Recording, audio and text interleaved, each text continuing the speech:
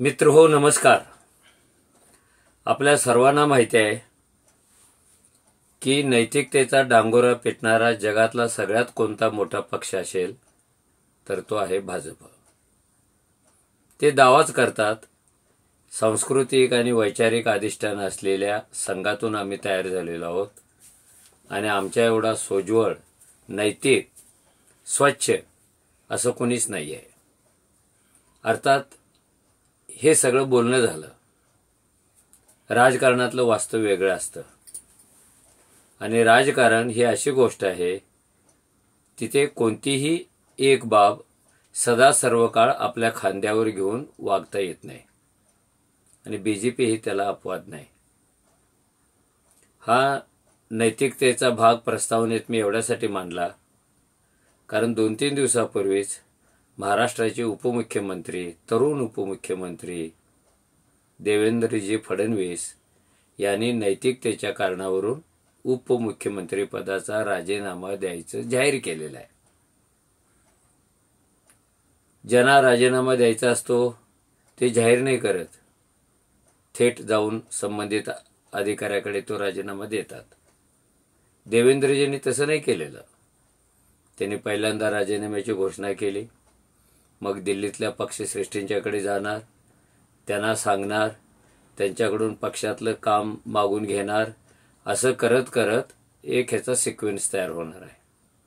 त्यामुळे त्यांचा राजीनामा मंजूर होईल का की नाही मंजूर होईल ह्या सगळ्या जरतरीच्या गोष्टी आहेत आणि राजकारणात काही पण घडू शकतं. जसं की त्यांना मुख्यमंत्रीपद पाहिजे होतं पण पक्षांनी त्यांना उपमुख्यमंत्री पदावर समाधान मानायला लावलं. याने नैतिकतेचा प्रश्न का उपस्थित केला उचकी लागल्यासारखा? त्यांचं म्हणणं की पक्षाने महाराष्ट्रातल्या लोकसभा निवडणुकांची, उमेदवार ठरवण्याची, प्रचाराची सगळीच्या सगळी एक हाती जबाबदारी त्यांच्यावर दिली होती आणि जो पक्ष आपल्या मित्रांच्या सोबत महाराष्ट्रात 48 पैकी 45 जागा निघाला होता त्या पक्षाला 8-9 जागावर समाधान मानावं लागलेलं आहे. राजकारणातली एक मोठी नाचक्की आहे, एक मोठा धक्का आहे.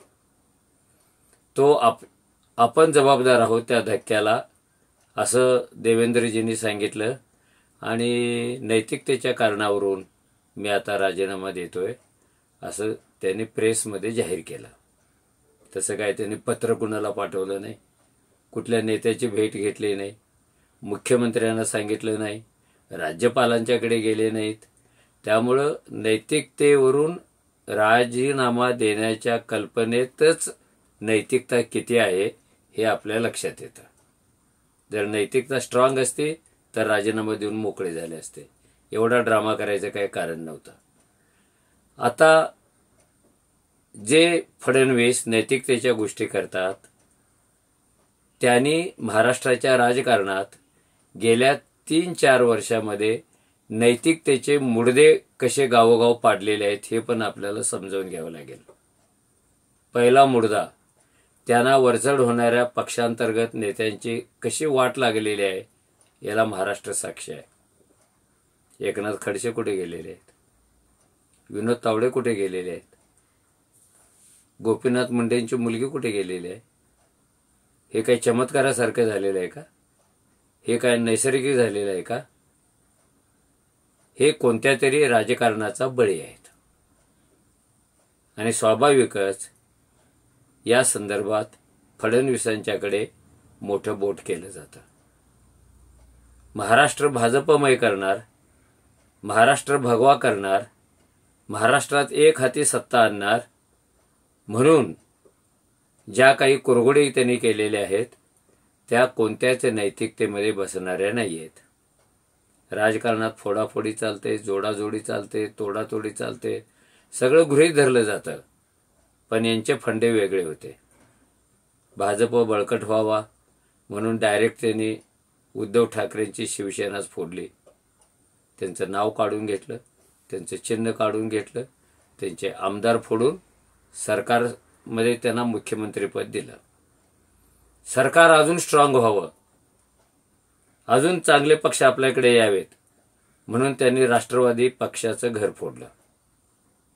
जे शरद पवारांनी उभं केलं होतं. तेही अशाच पद्धतीनं ज्यांचं घर आहे त्यांच्याकडे चिन्ह नाही, त्यांच्याकडे नाव नाही आणि बहुतेक आमदार हे बीजेपीच्या वळचणीला गेलेले आहेत. कोणत्या नैतिकतेमध्ये ह्या गोष्टी घडत होत्या? कोणत्या नैतिकतेमध्ये ह्या गोष्टी बसत होत्या? राजकारणात सगळंच माप असतं एवढ्या एका दृष्टिकोनातून फडणवीस ही चालाकी करत होते, हे फोडाफोडी करत होते.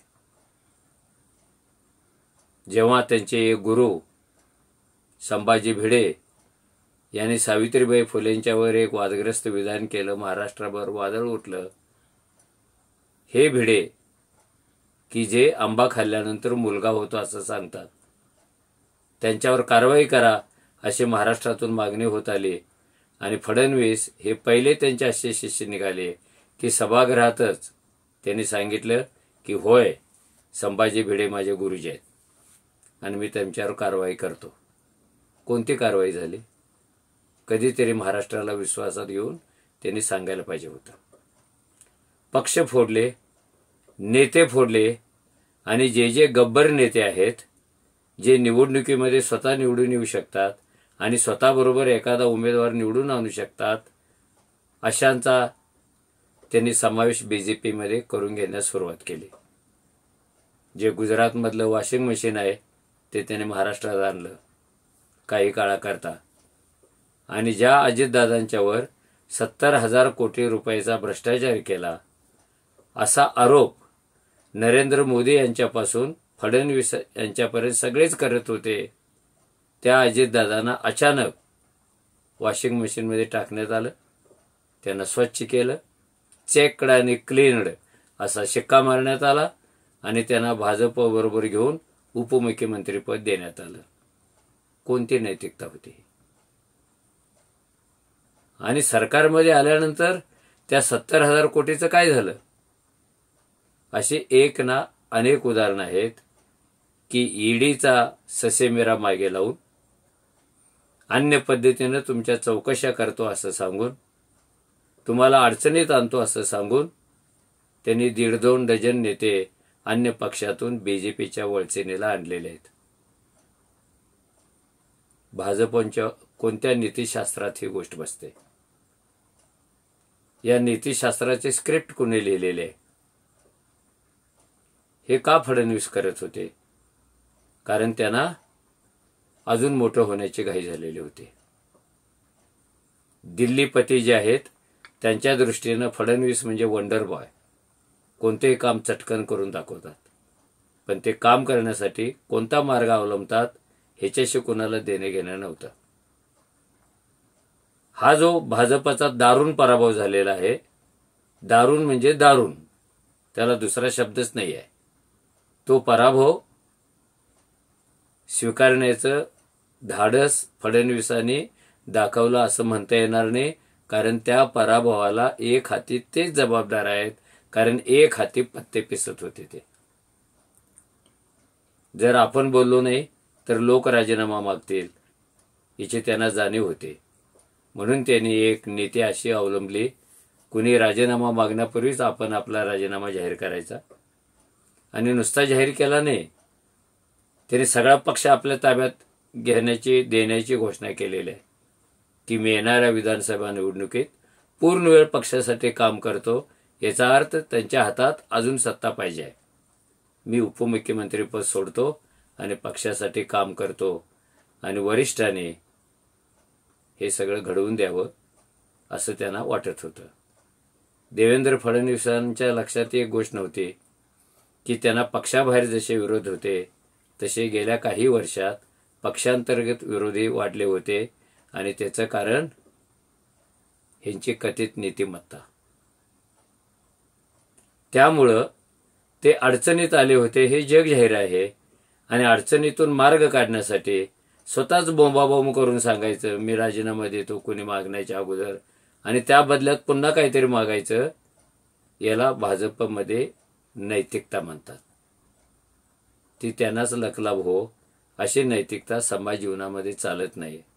म्हणून मी सुरुवातीला म्हणालो, ही नैतिकतेची उबळ, ही नैतिकतेची उचकी अचानक फडणवीसांना आलेले नाहीये, तर त्याच्यामागं ह्या सगळ्या गोष्टी आहेत. त्याचा विचार फडणवीस करणार नसतील तर लोक जरूर करतील अशी मला अपेक्षा आहे.